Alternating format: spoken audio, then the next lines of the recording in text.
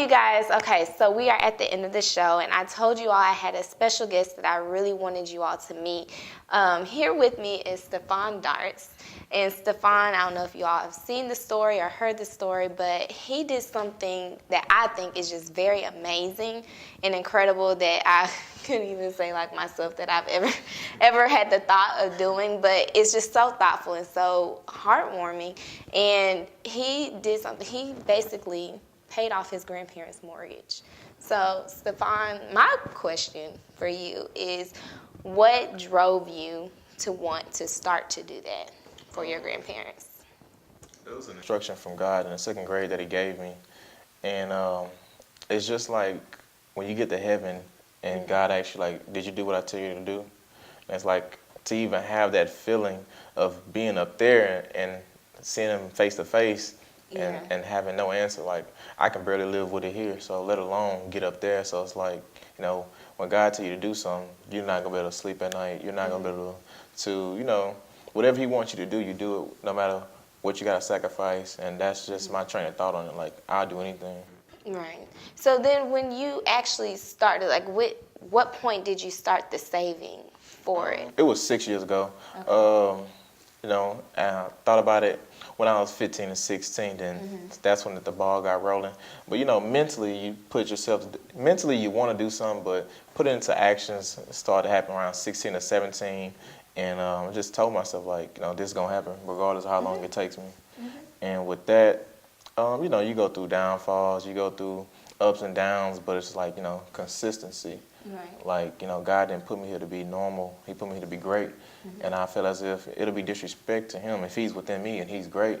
Exactly. It'll be disrespect if I just lived a normal life. Right. And so then also, when you realize that, and like you said, like with God giving you instruction and telling you what to do, and then you had to make sacrifices.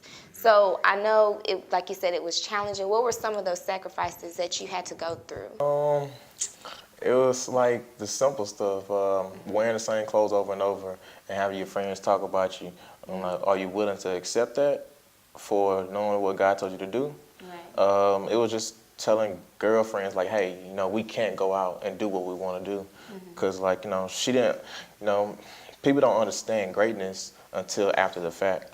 And it's like, you know, I had to sacrifice some girlfriends because they didn't even realize. Right, but now, after the fact, they understand mentally. Because I can't blame them because at one point, I wasn't really mentally ready. But now they understand, then their mind is like more understanding. So girlfriends, friends, people telling you you're boring, you never do nothing.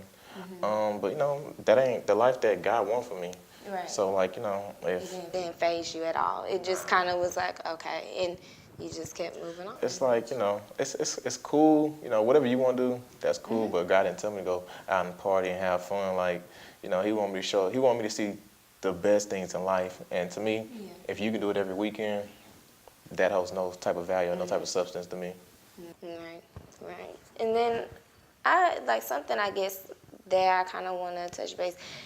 When you actually gave the check or, you know, everything to your grandparents, like, or when you got to that last point, like when you realized, okay, this last check or whatever, you know, however you get it, everything, like, this is it. Like, I finally have everything. Like, what was going through your mind at that point when you knew you were about to do this for your grandparents?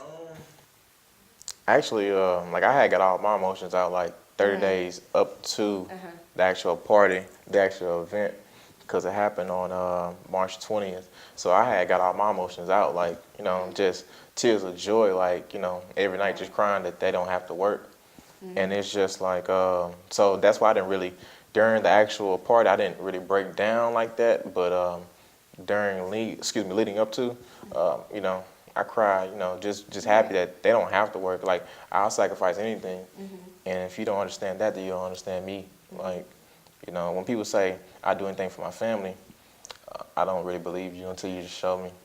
And I think this generation, as you know, we can do better, but the thing is, do we want to be great? And is that even the focal of our next generation? When you visualize it so many times in your head, you know, it's the day of the party. It wasn't that big to me because I had been started working on my next goal. So what is it? Or if you don't mind sharing. I mean, the thing is, I move with actions. Right. You don't respect a man moving by words. And so if it's kind of hard to explain. No, go ahead. Take your time. Like, Nah, I mean, nah. You good. You good. You totally good. But the thing is, people respect people by actions. Words get thrown around too much, and it's to me like if you're gonna do something, just go do it. Like they'll find out one way or the other. And like I've always been like that. Like anything that I've done, like with my nonprofit, Caring Heart Youth Foundation, I didn't tell people I'm gonna start my nonprofit. No, I just went out there and did it. And like people just started coming, like just giving left and right. And that was the focal to me. I never did worry about just the small things of how I'm gonna do it. I just went out there and did it, and God provided the how. And did everything else, yeah. Yeah. So as far as like my next goals, like my next goal even bigger than this one. So it's like to me, it's kind of hard to explain because it can only be felt. Right. Like if you know the hunger, then you will understand me. But if you don't understand, where we come from and how fortunate that we really are in America, then you will never understand what I've seen. Whether if you guys see me 3 or 4 years from now, or however God works, Right. 2 years or a year. Yes, His Most timing. importantly, yeah. That's why I never lean up on my own understanding. That is good. That is like, I'm just sitting here just soaking everything right now. Like this is an interview, but it's like you really are speaking to me right now. Just everything that you're saying, because it's like I know, like I have dreams too, and it's like I see things, and it's like, God's gonna take care of that, and it's just staying on that path and staying focused and being driven, and your actions speak louder than words. We hear that all the time, but really, He has shown His actions, and it's now speaking, and you really are making an impact and influencing a lot of people, myself included. So, yes, thank you. Thank you. It's just, to me, when you get emails from South Africa, Ghana, UK, Europe, Brazil, Costa Rica, saying that they reignited their friendship, or even their rekindle with their relationship with their parents or their grandparents. That's what it's about. And it's like, to me, it's much bigger than me. And I think to have the story on me, it's just you guys will be missing the whole point. And to know some people are mentally compromised by that, but hey. That's the whole focal, getting back to your loved ones, because at the end of the day, we never know what day it is. And, like, I live breath to breath. I don't live day by day, because the next breath ain't promised. I mean, at the end of the day, I can't, God give me this wisdom. I can't take it, It's just, I wasn't mentally compromised by everything, drugs, liquor, sex, the things that normal teenagers go through. I never did, stuff like that. I wasn't compromised too. So, many people get compromised to those things and those way of life, and they get caught up in a cycle. But if you have a clear mind, clear thought, you can do anything. But it's just, patience. And I had to learn that at a young age, It's not what are we waiting for. It's like, what does God want us to learn before He gives us what we seek or desire? Once I understood that, everything just took care of itself. But it's your train of thought upon things and your perception. But, how many people want wisdom? Many people just want to go and have drinks and go eat some good food and stuff like that. All the time. Yeah, like, nah, I'd rather find out what God's trying to show me or what God's trying to teach me within that season, or work on my faults within that season. And so I become a better man for either my wife, future girlfriend, or future family, or future generation. Because like I said, it's much bigger than me. If I don't get better, then if I don't improve, then how can I lead the next generation? Humble is what you are. Humble. Yes, so thank you so much, Stefun, for taking this time out, and thank you for sharing. I hope you all learned something. Like, this was beyond, we talked briefly on the whole impact that he did with his grandparents, but everything else that he said, I really hope that you all take it into consideration and just apply it. Live your life, but live, your actions speak louder than your words. So give back, be caring, be loving, and speak to your family. Go reach out to them, talk to them. Like he said, breath, your breath is not promised. It's not day by day, it's by breath. So Thank you so much for staying with us. And Stefun, thank you so much again for joining us. No problem, Kristen. Thank you. And you all stay tuned for the rest of today's show. Never thought I'd see you around. Since the day you pushed me out, you made it clear to me there's a thin line between hope and reality. But I believe in second chances, so once again I lay you back in. But this time I'll take the blame, you see, 'cause twice around and a shame on me. There you go again, knocking at my door, trying to get me to let you in. Oh, I swear I've seen you around before. Back then I would have called you friend. But now I see you. You were the one that threw me out. You made me feel like I was just old news. Yeah, but now I found a new way out.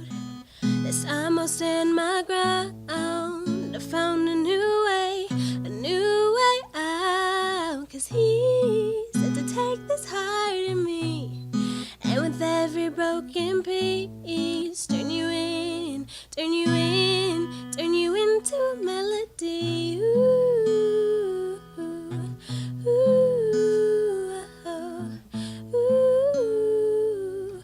ooh, yeah.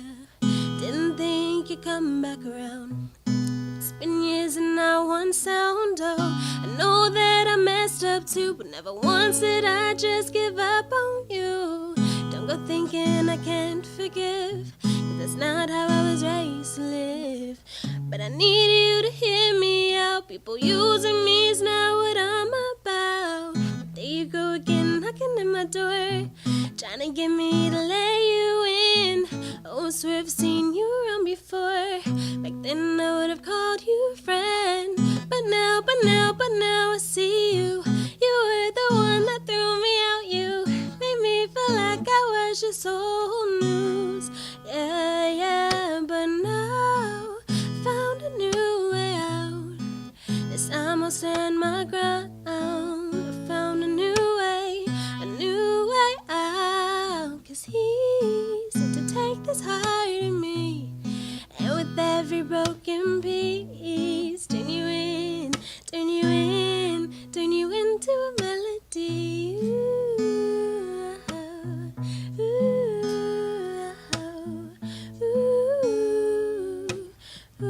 yeah.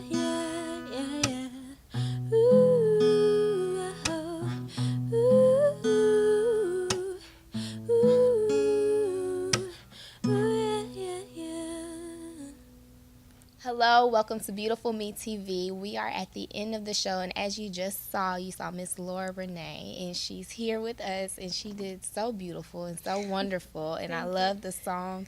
I love the melody of it. It's just so peaceful and a great way to end this season. So I hope you all really enjoy that. Laura, just tell us, a little about the song itself and, where the inspiration came from it. Yeah, well, the song is called Melody, and I specifically wrote it because when I started writing music, I wanted it to be something that kind of like bridged a gap between Christianity and those that aren't really familiar with Christianity, and I wanted it to be something that anybody can listen to and feel inspired by, and I also wanted it to be like my true emotions, like how I felt. And I wrote it specifically for a season of my life where I was having a hard time with friendships and, things of that sort. And I was tested and encouraged to figure out where my relationship boundaries lie, and it was more of I needed to lean more on God and the things that He had given me instead of the things that He was taking away, or what I felt at the time He was taking away. So Melody is just kind of like a song to people in my past, but also it's not like a hurtful kind of thing. It's just kind of like, I'm moving on to the next phase of my life, and I'm excited about it. So yeah. And just being at peace too. And I like the fact that you said that this really was with your relationships, and this is more like with your friendships and of that sort. Is that correct? So yes. and we all go through different transitions in our lives, and even for myself, transition from high school to college. I mean, I think I really have like 2 solid friends from high school that I still am in communication with. And, you know, of course, you have those up and down moments, and one of them, we went to college together, we were roommates, and we're still friends now. You know, I'm like the godmother of her child, but, you know, that was able to be restored, but still, you know, just having that time where things sometimes kind of just fade off, or just, you know, God removes people, like you said, and it's just accepting that. But with this song, you were able to express that in a loving way. Right. So, you know, about just music itself and the guitar, you know, where did you start, or when did you start? I actually didn't start that long ago. Oh, really? No. Okay, so you're recent. Yes, I think it was a year ago in May. I moved back to Houston, and that was when I was like, I really want to start pursuing music. I actually moved from Austin, and people think I'm like crazy because everyone knows Austin as like the music place, but it's actually a lot harder to get things done in Austin because there's so many musicians. So I moved to Houston, and I just started writing. I used to write, you know, just journal entries all the time when I was younger, and I didn't realize that a lot of the stuff that I was saying still applied to my life, you know? So I kind of took some of those old things and incorporated them into like how I feel now, and it just meshed. When it comes to the guitar, in all honesty, I played piano a little bit growing up, but I was definitely self-taught, so I didn't really know like a lot of the theory and stuff. But thanks to a good friend of mine, I started working at a academy, actually. It started off as a dance academy, but they expanded into an all-arts studio. Okay. It's actually called the Triad Christian Dance Academy. It's out in Friendswood, and I really like it because it encourages me to continue learning, you know, stuff. But at the same time, I get to teach as well, so that's pretty cool. But it's just a constant, like, me exploring music, you know, and seeing where it fits in my life, and how it plays a part of my personality and stuff like that. Right, and learning and growing too as well. And so you said you do teaching. So now you've been playing the piano for roughly, what would you say? I started actually like self-teaching myself when I was a teenager. Okay. Yeah.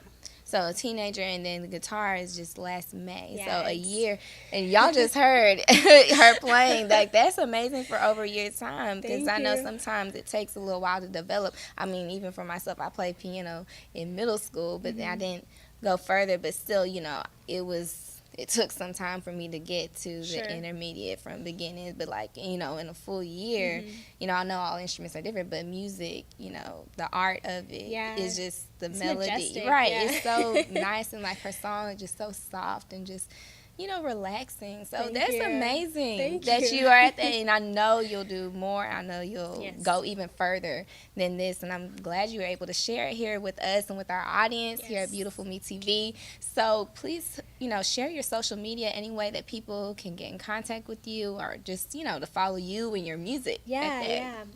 So on Instagram, Twitter, it's Laura Renae, so ITSLAURARENAE.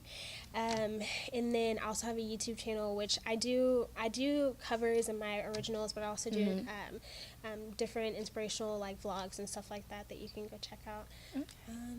Where else am I on? Are you on Snapchat? I am on Snapchat. It's Laura Renae as well.